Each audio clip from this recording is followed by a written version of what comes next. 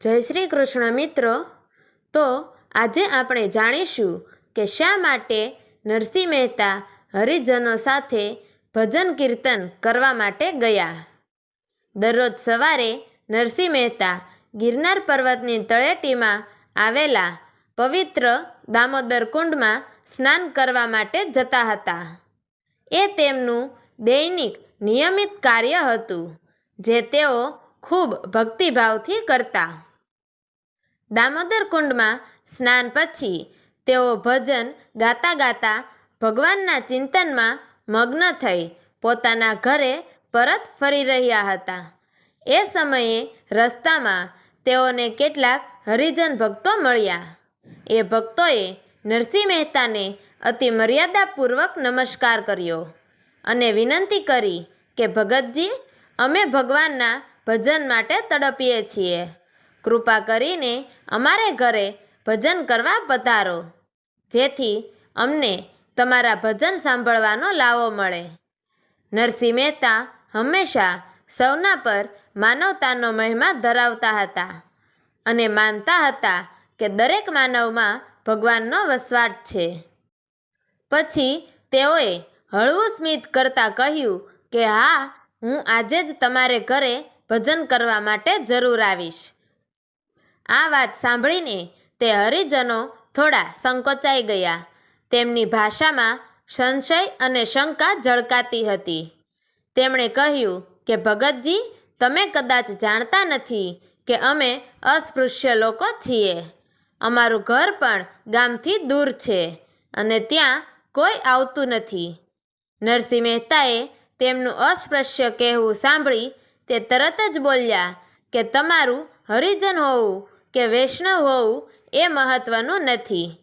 તમારું સાચું ભાગ્ય એ છે કે તમે ભગવાનના ભક્ત છો.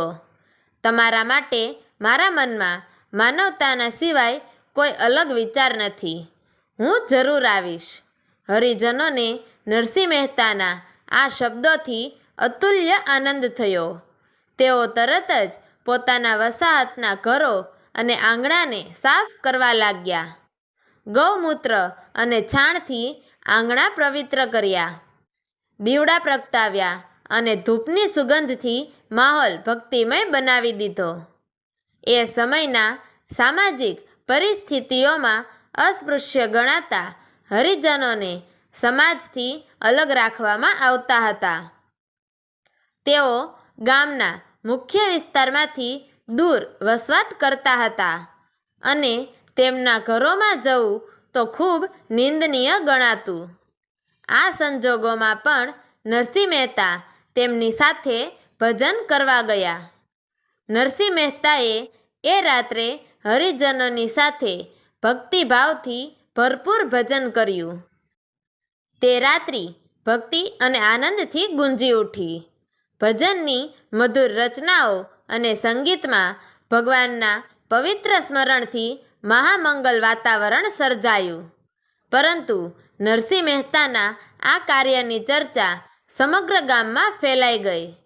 લોકો આડેધડ ટિપ્પણીઓ કરવા લાગ્યા. કોઈક બોલ્યું કે નરસિંહ મહેતા નાગર બ્રાહ્મણ થઈને હરિજનો સાથે ભજન કરવા ગયા. આ તો નાગરોની પરંપરાની વિરુદ્ધ છે.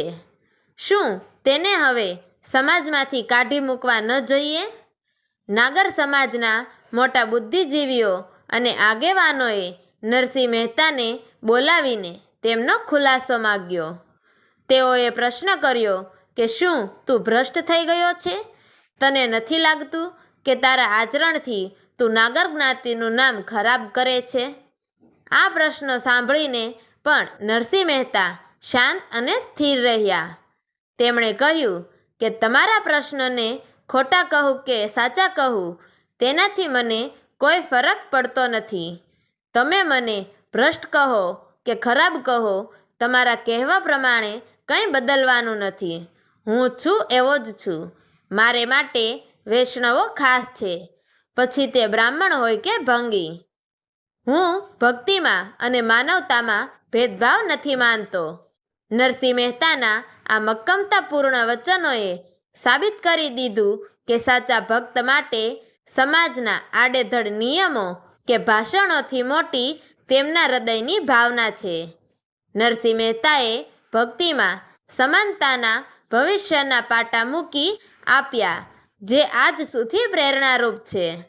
તો મિત્રો, તમને અમારી આ વાર્તા પસંદ આવી હોય તો અમારી ચેનલને લાઈક કરજો, શેર કરજો અને ચુડાસમા વંશના રાજાએ નરસિંહ મહેતાની શું પરીક્ષા લીધી તે વિશે આગળના ભાગોમાં જાણવા માટે નીચે આપેલા બ્લેક બટનને ક્લિક કરી અમારી ચેનલને સબસ્ક્રાઈબ જરૂરથી કરજો. તો મિત્રો, અમારી આ વાર્તાને છેલ્લે સુધી સાંભળવા માટે તમારો ખૂબ ખૂબ ધન્યવાદ. જય શ્રી કૃષ્ણ. હર હર મહાદેવ.